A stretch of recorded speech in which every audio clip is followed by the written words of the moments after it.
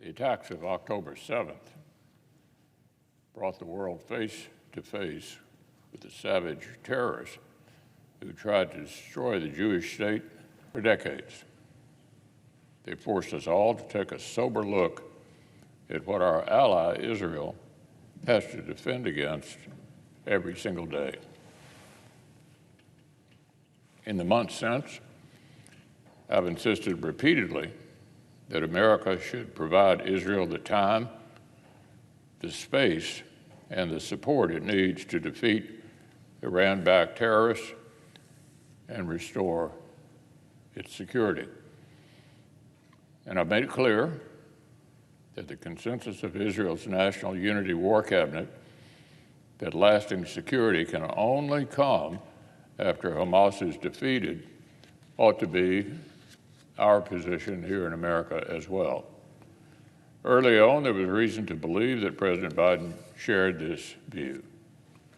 I was encouraged by his initial willingness to move quickly to transfer needed munitions to Israel, by his request for an emergency national security supplemental, including urgent security assistance to Israel, and by what he called his administration's ironclad commitment to Israel's security. Unfortunately, we've seen since then that iron bend under the heat of domestic political pressure from his party's anti-Israel base and the campus communists who decided to wrap themselves in the flags of Hamas and Hezbollah. We've seen his administration cave in to growing demands to condition and limit assistance to our democratic ally. We've seen public attempts to micromanage Israel's self-defense, to constrain Israel's freedom of action. And a few days ago, we saw reports that the president was delaying weapons shipments to Israel, creating daylight between America and a close ally.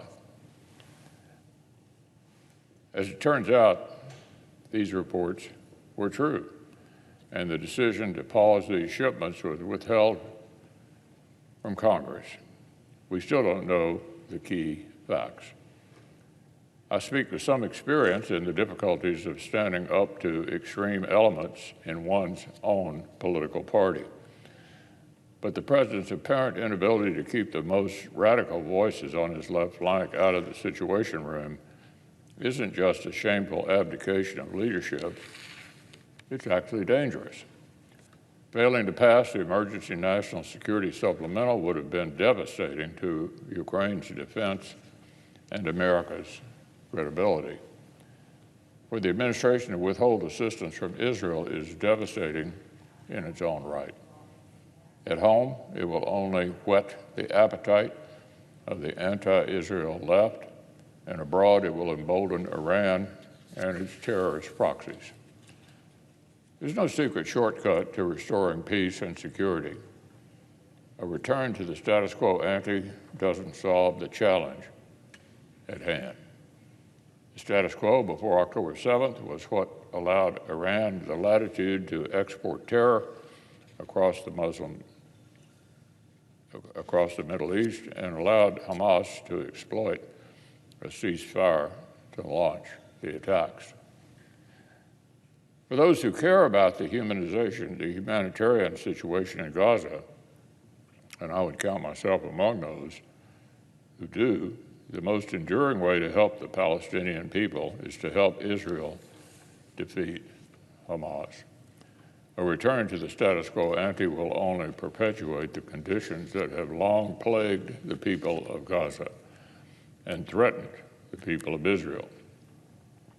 In the last week, their terrorist oppressors have struck the main humanitarian entrance to Gaza twice with mortars. It's time for the president to stop letting domestic political demands of the far left determine his foreign policy. And it's time to stop doubting the will of Israel's unity government and their overwhelming view of the Israeli people. A future of peace for Israelis and Palestinians is one in which Iran-backed terrorists play no part. Now, on a related matter, Israel knows it cannot blink in the face of savages who seek to destroy it. The same cannot be said of the Biden administration.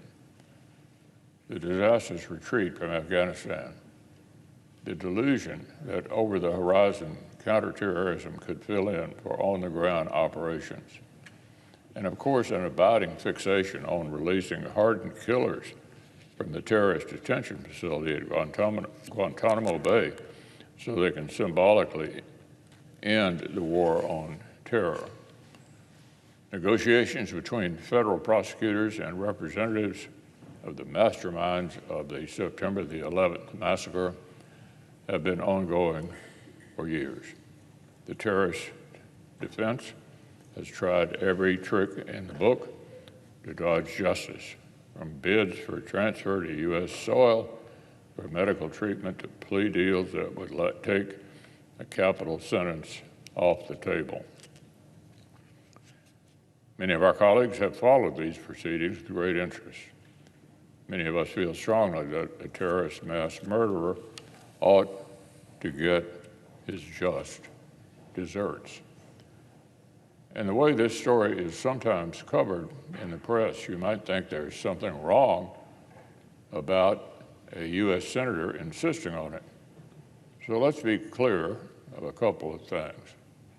First, Khalid Sheikh Mohammed deserves nothing less than the death penalty. And the fact he hasn't yet received it is a disgrace. Second, on President Biden's watch, the terrorist threat has grown significantly, while our ability to combat it has actually shrunk. Law enforcement and intelligence officials confirm the urgency of the threat to our homeland. We've been kicked out of Sahel, and we are blind in Afghanistan. The president's precipitous withdrawal from Bagram Air Base led to the emptying of the terrorist detention facility there and fueled ISIS terrorist plots against America. Finally, if the president and his attorney general let the perpetrators of the deadliest terrorist attack on American soil plead out or cut a secret deal for better health care and living conditions, the Biden administration will pay a steep political price.